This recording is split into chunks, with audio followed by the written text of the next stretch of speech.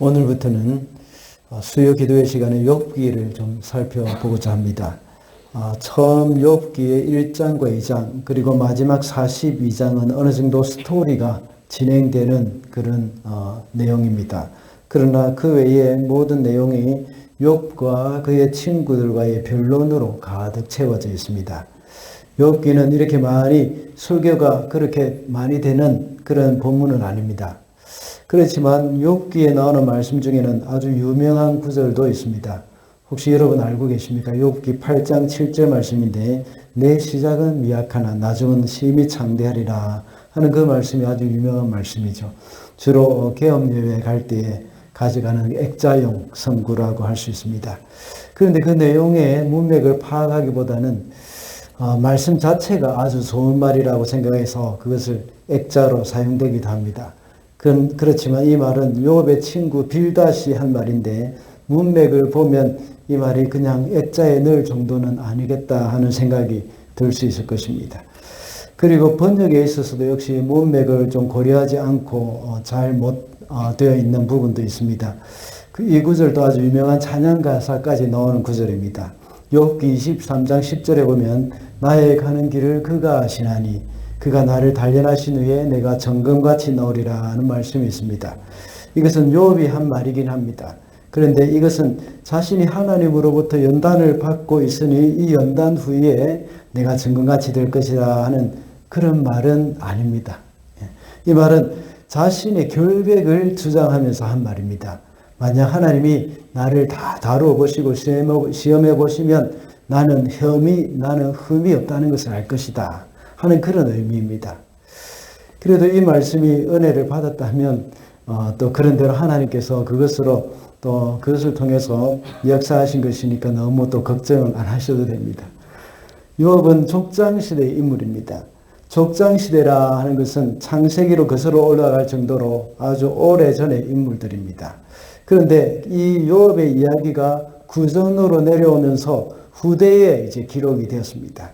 기록한 시기는 포로 이후로 보는 것이 더 합리적이라고 말하는 학자들이 있습니다.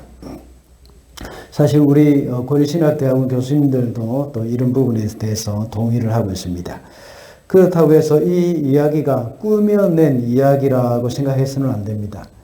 욥의 이야기는 노아와 다니엘과 함께 에스겔 14장 14절에 나오고 또 에스겔 14장 20절에도 등장하고 있습니다. 이런 것을 볼 때에 비록 고대 이야기가 구전으로 이렇게 계속 내려오고 있지만 실제로 있었던 그런 이야기라는 것을 우리가 알 수가 있습니다. 다시 말하자면 시대적 배경은 족장 시대인 창세기의 연대라고 할 수 있고 또 기록 시기는 포로기 이후라고 봅니다. 그래서 욥기에 나타나는 인물들은 유대인이나 언약의 계보에 있는 사람은 아닙니다. 다시 말하자면 이스라엘 민족이 아니라는 것입니다. 욥도 역시 이스라엘 사람이 아니라 이방 사람이었습니다. 이 이방 사람인 욥이 아주 하나님을 알게 되고 하나님과의 깊은 관계를 통해서 하나님의 백성보다 오히려 더 신실한 삶을 살고 있다는 것을 우리가 알 수가 있습니다. 1장에 나타난 욥이 사는 땅 우스라는 지명이 있는데요. 이것은 팔레스타인 땅이 아니라 어떤 학자는 에돔 땅이라고 이야기하기도 하고 어떤 학자는 또 아람에 있는 땅이라고 말을 하기도 합니다. 어쨌든 가나안의 지명은 아니라는 그런 말입니다. 욥기를 쓴 저자는 누구인지 확실히 알 수는 없지만 유대인이라고 짐작을 할 수가 있습니다. 그 이유는 여호와라는 그런 말이 아주 자주 나옵니다. 첫 번째 부분과 마지막 부분에 거의 27번 정도 나오고 중간 부분에 욥과 그리고 욥의 친구들이 서로 변론을 하는 그 장면에서는 그들이 여호와라는 단어를 거의 안 씁니다. 딱 한 번 써놓는데 그게 뭔가 하면 12장 9절에 욥이 이야기할 때에 한 번 말을 한 적이 있습니다. 왜냐하면 이 욥과 그의 친구들은 이방인이었기 때문에 여호와 하나님에 대해서는 잘 모릅니다. 그리고 또 그때 족장 시대에는 하나님께서 당신의 이름을 백성들에게 여호와라는 것을 공식적으로 가르쳐 주지도 않으셨습니다. 그래서 공식적으로 말씀하신 것은 출애굽기에서 모세에게 하나님께서 말씀하신 것이죠. 여호와라고 이렇게 말씀하신 겁니다. 그래서 이제 모세가 그 하나님의 이름을 듣고 창세기도 기록하면서 여호와라는 것을 언급했고, 또 계속해서 이렇게 모세가 여호와 이름을 언급한 것입니다. 그렇지만 그들은 하나님을 알고 있었고 욥은 아주 의로운 사람으로 인정을 받고 있었던 겁니다. 이런 측면에서 볼 때 욥기는 바로 저와 여러분과 같은 사람의 이야기라고 볼 수 있습니다. 우리도 욥과 같이 모두가 이방인이었습니다. 그렇지만 구원을 받아서 하나님의 백성으로서 이 땅에서 살아가고 있는 것입니다. 그래서 오늘은 의로운 자라는 제목으로 의로운 욥의 이야기가 바로 저와 여러분의 이야기라고 생각하고 말씀을 살펴보도록 하겠습니다. 첫째로 하나님과의 관계에서 성도의 의로움이 증명됩니다. 1절 말씀입니다. 우스라는 곳에 욥이라는 사람이 살고 있었다. 그는 흠이 없고 정직하였으며 하나님을 경외하며 악을 멀리하는 사람이었다. 방금 읽은 본문에서는 욥을 소개하는 내용입니다. 사람들이 보통 어떤 인물을 소개할 때에 그 사람의 사회적 지위나 명성 또는 재산을 먼저 언급하면서 그 사람이 이 정도의 힘을 가지고 있고 영향력이 있는 사람임을 아주 못 박듯이 딱 이렇게 이야기합니다. 그러나 오늘 본문에서는 그게 아니고 욥의 신앙 인격부터 먼저 이야기를 하고 있습니다. 오늘날 우리가 매스컴을 통해서 듣고 있는 인물들은 주로 어떤 사람들입니까? 테슬라의 일론 머스크 같은 사람, 마이크로소프트사의 빌 게이츠, 한국의 삼성의 이재용 이런 분들, 이런 사람들 많이 언급합니다. 대통령이 해외 순방을 할 때도 역시 재벌들이 종종 동행하는 경우가 많습니다. 그만큼 이 세상은 돈의 힘이 크고 재벌가와 이렇게 권력과 이렇게 밀접한 관계가 있다는 것을 말하고 있는 겁니다. 그리고 대부분의 사람들도 역시 이런 재벌의 영향을 많이 받고 있다는 그런 의미입니다. 또 우리나라 대통령도 역시 얼마 전에 빌 게이츠가 한국을 방문했을 때는 만나 주었습니다. 정치적인 아무 의미도 관계 있는 사람도 아니었지만 재벌이었기 때문에 많은 영향력을 끼치고 있는 그런 사람이라고 생각하고 만나준 것입니다. 그래서 세상 사람들은 그 사람이 겉으로 드러나는 것을 보고 평가를 하고 판단을 하기가 쉽습니다. 그러나 오늘 본문에서는 전혀 다른 모습입니다. 욥을 소개할 때에 그의 신앙인격과 하나님을 경외하고 악에서 떠난 사람이라는 것을 먼저 말씀하고 있습니다. 그가 하나님 앞에서 어떤 인물인가 이것을 먼저 나타내고 있는 겁니다. 그리고 나서 그의 자녀를 이야기하고 마지막에 그의 재산을 말하고 있는 겁니다. 그러므로 의로운 자라고 할 때에 그 사람의 지위나 권력이 아니라 하나님과의 그 관계를 통해서 그 의로움이 증명되어야 한다는 것을 여기서 우리에게 교훈을 해주고 있는 겁니다. 그 이유는 인간은 스스로 의롭게 될 수 없기 때문입니다. 인간이 아무리 의롭다고 해도 죄인에 불과하기 때문입니다. 그렇기 때문에 인간으로서는 의로울 수 없고 오직 하나님과의 관계에서 하나님이 의롭다고 인정하는 그 사람이 의인이라고 할 수 있습니다. 그래서 욥의 의는 재산이나 그의 외적인 영향력에 의한 의가 아니라 욥이 하나님과의 그 관계 그것을 통해서 얻게 된 그 의라는 것을 우리가 기억을 해야 합니다. 그러나 반대로 사단은 욥이 의롭게 된 것이 하나님이 주신 재산 때문이라고 주장을 하고 있습니다. 하루는 천사들이 모인 그 자리에서 사단도 함께 섰습니다. 그때 하나님은 사단에게 말합니다. 욥과 같이 흠이 없고 정직하며 하나님을 경외하는 자가 있더냐 하고 물었습니다. 그때 사단의 주장은 하나님이 욥에게 그 많은 재산과 복을 주셨기 때문이라고 말을 합니다. 만약에 그 재산과 소유를 다 뺏어가 버리면 욥은 하나님을 용할 것입니다 하고 대답을 했습니다. 이것은 굉장히 중요한 부분입니다. 사단이 하나님 앞에 나타나서 욥을 참소할 때는 그냥 심심풀이로 장난을 한 것이 아닙니다. 많은 사람들은 말합니다. 어떻게 이렇게 잔인할 수가 있느냐 하는 것입니다. 어떻게 재산만 가져간 것이 아니라 욥의 자녀들까지도 다 죽게 만들 수가 있느냐 하는 그런 말을 많이 합니다. 그러나 사탄과 하나님과의 그저 장난 같은 이 내기에 한 가정이 풍비박산나고 욥은 이렇게 비참해졌는데 하나님은 너무한 것이 아니냐 하는 그런 말을 할 수도 있습니다. 이 문제에 대한 이 사단의 도전이 아주 치명적인 것입니다.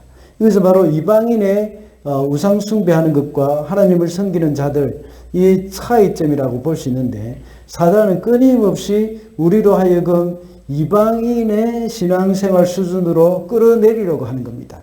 우리의 가진 믿음을 정말 높이 고상하게 이렇게 인정하고자 한 것이 아니라 아주 싸구려처럼 이렇게 포장해 놓으려고 하는 그런 사단의 계략입니다. 그래서 하나님이 나에게 복을 주시면 내가 하나님을 섬기겠다 하는 그런 신앙, 이런 것입니다. 절대자이신 하나님은 무조건 경배의 대상이며 섬겨야 할 대상임에도 불구하고 마치 하나님에 대한 신앙을 거래 형식으로 바꾸려고 하는 그 사단의 교묘함, 이것입니다. 이것이 바로 율법주의 신앙이라고 볼 수 있습니다. 욥기에서 계속해서 논쟁되고 있는 내용이 바로 율법주의입니다. 욥의 친구들은 내가 이렇게 어려움을 처한 것은 내가 하나님께 죄를 지었기 때문이라 하는 그런 주장을 합니다. 이것이 바로 사탄이 노리고 있는 율법주의 사고방식입니다. 이것이 욥기 흐름의 전체적인 흐름이라고 볼 수 있습니다. 하나님이 욥에게 복을 주셨기 때문에 욥이 하나님을 잘 섬기는 것이라는 그 사단의 말과 욥이 잘못한 것이 있었기 때문에 하나님이 벌을 주신다는 그 말은 궁극적으로는 같은 말입니다. 둘 다 어떤 행위로 말미암는 율법주의적인 사고방식이 들어가 있는 그런 말이라고 볼 수 있습니다. 이것이 바로 하나님과 거래 형식으로 이루어지는 그 관계에 불과한 것으로 치부하고자 하는 그런 의도입니다. 그래서 구원도 역시 이런 거래 형식으로 이루어진다는 생각을 하고 있습니다. 그것은 우리의 신앙의 성장에 방해되는 아주 나쁜 사고방식이라고 볼 수 있습니다. 하나님과의 관계를 파괴하는 방식입니다. 그렇기 때문에 하나님도 역시 이 사탄의 도전에 욥의 큰 희생을 감수하고라도 증명해 보인 것입니다. 그래서 욥이 가지고 있는 모든 것을 다 뺏긴다고 해도 욥과 하나님과의 관계는 흔들림이 없다는 것을 욥기 전체를 통해서 말씀하고 있는 겁니다. 이 부모와 자식 간의 관계도 그렇지 않습니까? 부모와 자식 사이는 거래의 관계가 아닙니다. 그저 하나의 사랑의 관계이고 신뢰의 관계입니다. 오늘날 사단의 계략으로 인해서 세상적인 사고방식으로 인해서 모든 대인관계가 거래 형식으로 이루어져 가고 있습니다. give and take. 주는 것이 있으면 받는 것이 있다. 이런 것이 자꾸 우리 사고방식에 파고 들어오는 겁니다. 율법주의 사고방식이 바로 이런 겁니다. 이것으로 우리의 신앙도 비뚤어져 가게 하고 우리의 관계, 인간 간의 관계도 비뚤어져 가게 하고 하나님과 우리의 관계도 역시 자꾸만 옳지 못한 방향으로 가도록 하고 있는 것입니다. 그래서 많은 성도들이 자신의 신변에 어려움이 있으면 사단의 꾀임에 넘어가고 맙니다. 그래서 그들의 신앙도 떨어지고 하나님도 멀리하게 됩니다. 사단의 계략입니다. 그러므로 성도들에게 중요한 것은 하나님과의 올바른 관계의 회복에 초점을 맞춰야 하는 것입니다. 그러므로 욥이 의로운 자가 된 것은 하나님의 관계에 기초한 것이지 어떤 조건이 제시된 것이 아닌 것처럼 우리 성도들도 역시 어렵게 된 것은 하나님과의 관계 때문입니다. 율법적인 행위나 어떤 조건에 의한 것이 아니라는 것을 명심해야 하는 겁니다. 그러므로 우리 성도들은 신앙생활을 할 때에 하나님과의 관계에 초점을 맞춰야 합니다. 그래서 어떤 일을 결정하는 것도 역시 하나님과의 관계가 중심이 되어야 합니다. 내가 이런 것을 결정할 때에 하나님이 기뻐하시는가? 그리고 내가 이런 결정을 함으로 하나님과 내가 더 가까워질 수 있는가 하는 거기에 관심을 가져야 하는 겁니다. 그러므로 우리가 기억해야 할 것은 우리 신앙생활에서 하나님과의 관계가 성도의 의로움의 증명이 되어져야 한다는 것을 잊어서는 안 되겠습니다. 둘째로 가정생활에서도 성도의 의로움이 증명이 되어야 됩니다. 5절입니다. 잔치가 끝난 다음 날이면 욥은 을에 아침에 일찍 일어나서 자식들을 생각하면서 그들을 깨끗하게 하려고 자식의 수대로 일일이 번제를 드렸다. 자식 가운데서 어느 하나라도 알지 못하는 사이에라도 하나님을 저주하고 죄를 지었을 수도 있다고 생각하여 잔치가 끝나고 난 뒤에는 늘 그렇게 하였다. 욥은 모든 일에 늘 이렇게 신중하였다. 앞서 말한 첫 번째 단락에서 성도의 의로운 그런 삶은 하나님과의 그 관계적인 측면이라고 말씀을 드렸습니다. 다르게 말하자면 이 하나님을 믿는 믿음으로 의롭게 되었다는 것을 말하는 것이죠. 그리고 두 번째 대지에서는 그 믿음이 삶으로 드러나는 것입니다. 다시 말하자면 행함이 있는 믿음입니다. 우리의 행함은 가정에서 가장 적나라하게 드러납니다. 가정에서 모든 우리의 삶이 여과 없이 나타나는 장소가 되어집니다. 그래서 성도의 의로움은 가정생활에서 증명이 되어져야 한다는 겁니다. 오늘 본문에 보면 욥에게는 7명의 아들과 3명의 딸이 있었습니다. 그들은 모두가 관계가 좋았다는 것을 우리가 알 수가 있습니다. 아들들은 자기의 생일이 되면 그 모든 형제들을 다 불러 모아서 잔치를 할 정도였습니다. 그리고 그 다음날 아침이 되면 욥은 일찍 일어나서 자녀들을 위해서 일일이 하나님께 번제를 드렸습니다. 그들이 혹시나 잔치자리에서 흥에 못 이겨서 범죄했을 수도 있다는 생각 때문이었습니다. 늘 잔치가 끝나면 이렇게 했다는 말씀을 하고 있습니다. 욥은 이렇게 자녀의 신앙생활에도 특별한 관심을 가지고 있었습니다. 그렇다고 해서 욥은 자녀들을 막 통제하거나 지배하거나 한 것도 아닙니다. 그들이 잔치를 하면서 서로 교제하는 것을 허락했습니다. 그리고 자녀들이 하나님 앞에서 성결한 삶을 살아야 함을 강조했던 것입니다. 그만큼 욥이 가정에서도 신앙적인 모범을 보였다는 것을 알 수가 있습니다. 이것이 우리 성도들이 따라야 할 본입니다. 자녀들이 항상 하나님을 바라보면서 경건하게 살도록 마음을 쓰지만 그들을 지나치게 통제함으로 인해서 아이들로 하여금 노엽게 만들지도 않는 것입니다. 오늘날 대부분의 부모들은 자식들이 공부하는 일이나 세상에 뒤지지 않도록 하는 일에 굉장히 많은 관심을 가집니다. 그리고 자식의 건강이 굉장히 신경 쓰고 있고 자식의 건강에 많은 신경을 쓰고 있고 노심초사하기도 합니다. 그런데 자식들이 하나님과의 관계에 대해서 어떤지는 그렇게 신경을 많이 안 쓰는 것 같습니다. 우리의 자녀들이 세상의 스펙을 쌓거나 사람들에게 인정받는 일보다 하나님께 인정을 받는 일에 더 관심을 가져야 합니다. 자녀들의 시험 점수, 자격증 취득, 이런 또 취업하는 것, 이런 것들에 굉장히 민감히 반응하면서 이 신앙적인 일에는 굉장히 미지근하다면 이 자녀들도 그걸 다 알고 있습니다. 캐치합니다. 우리 부모님은 이 부분에 있어서는 조금 덜 신경을 쓰시는구나 하는 그런 생각을 하기도 합니다. 우리 엄마 아빠는 교회는 다니지만 신앙에는 별 관심이 없구나 하는 그런 생각을 은연중에 하게 됩니다. 그래서 자식들도 신앙생활을 대충 합니다. 가정에서 부모는 제사장의 역할을 해야 합니다. 마치 욥이 자기 가정의 제사장이 되어서 자녀들을 위해서 하나님께 번제를 드리고 그들의 죄 용서를 위해서 하나님께 기도를 했던 것과 같습니다. 오늘날 부모들도 역시 이런 가정에서 제사장 역할을 하면서 가정의 자녀들을 위해서 기도해야 합니다. 자녀가 어느 정도 자라면 부모의 지도를 받기 싫어하고 또 잔소리도 듣기 싫어합니다. 오히려 사회생활을 하는 자녀들이 더 똑똑하기도 하고 또 생각하는 것도 아주 깊을 때도 많이 있습니다. 그렇지만 부모는 제사장의 역할을 해야 합니다. 자녀들이 제 아무리 잘났다고 하더라도 부모의 기도가 필요합니다. 지난달에 저희 둘째 자형이 목사님인데 이 부모님이 돌아가셨습니다. 우리 자형의 어머니는 2달 전에 돌아가셨고 또 1달 후에 우리 자형의 아버지께서 또 돌아가셨습니다. 자형의 어머니께서 약간 치매기가 있으셨고 또 아버지는 이렇게 정상적이었는데 기력이 너무 없었습니다. 그래서 아버지가 늘 기도를 하셨답니다.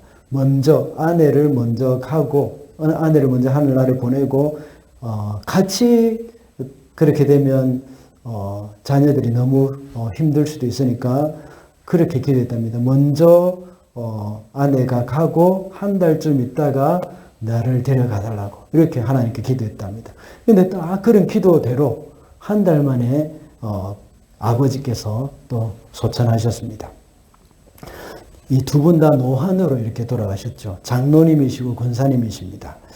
저희 자영 아버지는 비록 기력이 쇠하고 참 누워 계셨지만 가정의 제사장의 역할을 잘 감당하셨습니다. 그리고 돌아가시는 순간까지도 자녀들 한 사람 한 사람 위해서 기도하셨습니다. 그리고 저를 위해서도 기도하셨다고 했습니다. 저희 누님 이름이 황보영란입니다. 그분이 기도하실 때 마지막 숨이 넘어가기 전에 기도하실 때 황보영란이 동생, 황보현 목사 하면서 이렇게 제 이름을 부르면서 기도하셨답니다. 이렇게 숨이 가빠서 몰아쉬면서 기도하다 보니까 마치 막 소리 지르면서 기도하는 것처럼 이렇게 들렸다고 했는데 참 너무나도 힘들게 이렇게 끝까지 기도하셨다. 그런 이야기를 들었습니다. 그 말을 듣고 참 저는 목이 메이고 눈물이 핑 돌았습니다. 참 이런 분이 진정한 가정의 제사장입니다. 우리가 다 이런 사람이 되어야 하지 않겠습니까? 이런 모습을 자녀들이 볼 때 얼마나 든든하겠습니까? 마냥 세상의 가치관에 따라가면서 세상 사람들이 좋아한 것 같이 똑같이 좋아한다면 가정에서도 어려운 사람으로 증명되기가 참 어려울 것입니다. 각 가정은 성령의 전이 되어야 합니다. 성령님의 전. 그리고 우리 각 한 사람 한 사람은 제사장이 되어야 합니다. 제사장은 하나님 앞에서 정말 어린아이 같이 울면서 하나님의 긍휼을 구하지만 사람 앞에서는 담대하게 또 때로는 죄도 지적하면서 또 회개를 촉구하기도 합니다. 우리의 기도가 가정의 생명줄이고 교회의 생명줄이고 또 더 나아가서 이 나라의 생명줄임을 잊어서는 안 되겠습니다. 제사장의 기도 때문에 그나마 신앙을 유지하고 있는 자녀들이 많이 있습니다. 그리고 아내의 제사장적인 기도로 버티고 있는 남편들이 얼마나 많은지 모릅니다. 그리고 남편의 제사장적인 기도로 아내가 견디고 있다는 사실, 이것 또한 기억을 해야 합니다.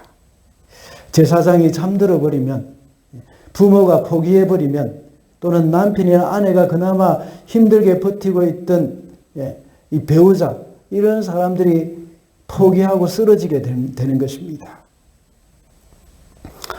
우리 오늘 하루하루의 우리의 삶을 돌아보십시다. 혹시 오늘도 넘어지셨는지 한번 돌아보십시다. 그러나 다시 일어나면 됩니다. 그럴 수밖에 없는 우리의 연약함을 아시기 때문에 그리스도께서 오신 것입니다. 오늘도 자녀들 앞에 우리의 연약함이 드러나서 또 자존심이 상할 수도 있습니다. 그러나 그것이 중요한 것이 아닙니다. 겸손히 하나님 앞에 엎드리는 부모가 더 권위가 있습니다. 이런 모습이 바로 하나님과의 올바른 관계를 가진 의인의 모습입니다. 이제 다시 하나님 앞에 나아가서 기도함으로 하나님이 은혜로 우리 가운데 임하실 수 있도록 제사장의 사명을 다해야 하는 겁니다. 그러므로 성도는 가정생활에서 그 의로움이 증명되어야 한다는 겁니다. 마지막으로 성도의 의로움은 하나님이 이루신 일입니다. 8절과 12절입니다. 주님께서 사탄에게 말씀하셨다. 너는 내 종 욥을 잘 살펴보았느냐? 이 세상에는 그 사람만큼 흠이 없고 정직한 사람, 그렇게 하나님을 경외하며 악을 멀리하는 사람은 없다. 주님께서 사탄에게 말씀하셨다. 그가 가진 모든 것을 다 내게 맡겨 보겠다. 다만 그의 몸에는 손을 대지 말아라. 그때 사탄이 주님 앞에서 물러갔다. 6절에 보면 사단도 천상회의에 참여했다는 말이 나옵니다. 범죄해가지고 하늘에서 쫓겨난 그 사탄이 어떻게 감히 하나님의 종전에 천사들과 동등하게 나올 수 있는지 의문이 들 수도 있을 것입니다. 그러나 이런 표현은 사단이 천사와 동등하거나 천상회의에 참석할 수 있는 그런 존재라는 그런 사실을 보여준 것은 아닙니다. 다만 사단이 인간을 참소하기 위해서 집요하게 애쓰고 있다 하는 그 사실을 이렇게 문학적으로 표현을 한 것이라고 보면 됩니다. 방금 읽은 말씀을 보면 하나님의 자신감이 묻어나 있습니다. 욥을 아주 자랑스러워 하시는 하나님의 말씀입니다. 사람들은 실수할 수 있고 또 다른 사람의 경건을 과대평가할 수도 있습니다. 그러나 하나님은 그렇지 않습니다. 하나님은 언제나 정확하십니다. 모범답안입니다. 모든 것을 정확하게 평가하시는 분이십니다. 그런 하나님이 이렇게 욥을 이렇게 칭찬하신 겁니다. 사실 욥은 완전한 인물이 아니죠. 아무리 선한 사람이라고 하더라도 불완전한 죄인이라는 사실을 누구나 다 알고 있는 겁니다. 그럼에도 불구하고 하나님이 욥을 칭찬하신 이유는 무엇일까요? 그리고 사단에게 12절과 같이 욥을 시험해 보라고 맡기셨습니다. 다만 그의 몸에는 손대지 말라고 말씀하셨죠. 인간적으로 생각할 때에 정말 위험천만한 일입니다. 그러나 하나님의 말씀은 정말 자신만만하다는 것을 느낄 수 있습니다. 하나님이 왜 이토록 자신만만하셨을까요? 그저 연약한 인간에 불과한 욥입니다. 그에 대해서 이렇게 자신만만해 하시면서 사단이 아무리 시험을 하고 위험에 빠뜨린다고 하더라도 끄떡없다는 투로 말씀하시는 이유가 뭐겠습니까? 그 이유는 간단합니다. 이러한 욥의 믿음이 인간적으로 이루어진 것이 아니기 때문입니다. 욥이 의로운 자가 된 것은 하나님의 사역이기 때문입니다. 욥이 욥되게 하신 것은 하나님의 은혜이기 때문입니다. 만약에 사람의 노력이나 의로 욥이 어렵게 되었다면 모두가 욥에 대해서 불안했을 것입니다. 그러나 하나님이 욥으로 하여금 이렇게 욥이 되게 만드셨던 것입니다. 그러므로 욥에 대한 하나님의 자신감은 욥에게 근거하지 않고 하나님 당신께 있는 것이기 때문입니다. 히브리서 11장에 나오는 수많은 믿음의 용사들이 그 많은 환난과 핍박 가운데서 능히 믿음을 지킬 수 있었던 것은 그들이 잘해서 그런 것이 아닙니다. 하나님께서 그렇게 해 주신 것입니다. 히브리서 11장의 믿음의 선지들의 삶은 모든 것이 하나님의 작품입니다. 그러므로 우리도 감사할 수 있습니다. 우리의 삶을 보고 우리의 믿음을 볼 때 우리는 히브리서 11장에 나오는 분들의 발꿈치도 따라갈 수 없을 수도 있습니다. 욥의 인내와 비교하면 아무것도 아니라는 생각이 들고 너무나도 부족하다는 느낌이 들 수도 있습니다. 그러나 우리가 안심할 수 있는 것은 우리의 믿음이 우리의 자신의 것이 아니라 하나님으로부터 온 것이기 때문입니다. 그래서 때로는 우리에게 이해할 수 없는 고난이 오고 고통스러운 순간이 올 때에 이 하나님 때문에 소망이 있는 것입니다. 그래서 이렇게 고백할 수 있습니다. 하나님, 나에게 이런 시련을 이길 수 있는 믿음을 주셨구나. 이런 시련을 이길 수 있는 그 믿음을 주셨구나 하고 말할 수 있습니다. 하나님께서 나의 믿음을 더 성장시켜 주셨다는 증거가 될 것입니다. 하나님의 당신의 사역이 숲으로 돌아가지게 하지는 않으실 것입니다.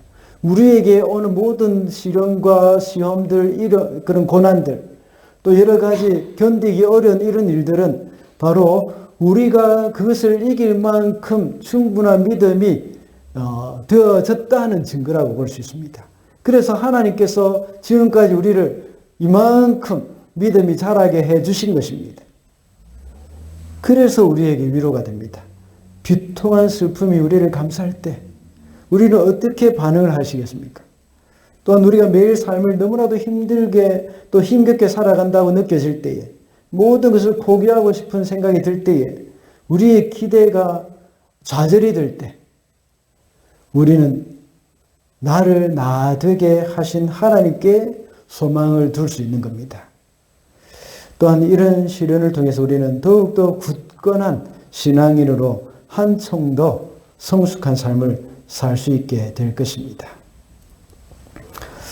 말씀을 맺겠습니다. 오늘은 욥기의 첫 시간으로 의로운 자라는 제목으로 말씀을 살펴봤습니다. 성도는 하나님과의 관계에서 그 의로움이 증명되어야 한다고 했습니다. 우리의 신앙은 하나님과의 어떤 거래 관계가 아니라고 했습니다. 이런 거래와 관계와 같은 그 율법주의적인 믿음은 하나님의 선물인 우리의 믿음을 천박하게 바꾸려고 하는 그 사탄의 계략입니다.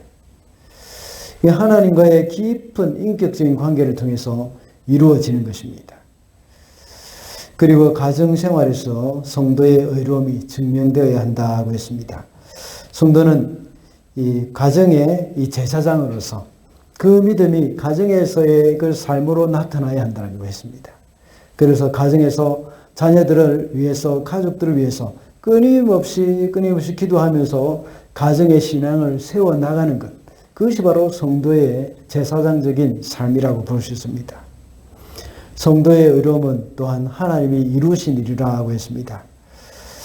우리의 믿음은 우리가 세운 것이 아니라 하나님이 주신 것입니다. 우리의 의로운 삶은 하나님의 공로였다는 사실을 기억할 때 우리에게 닥쳐오는 여러 가지 시련을 우리는 잘 이겨나갈 수 있을 것입니다. 그래서 성도로서 우리의 삶에 시시때때로 닥쳐오는 여러 가지 시험을 잘 이겨내면서 하나님을 기쁘시게 하며 살아가는 저와 여러분이 되시기를 바랍니다.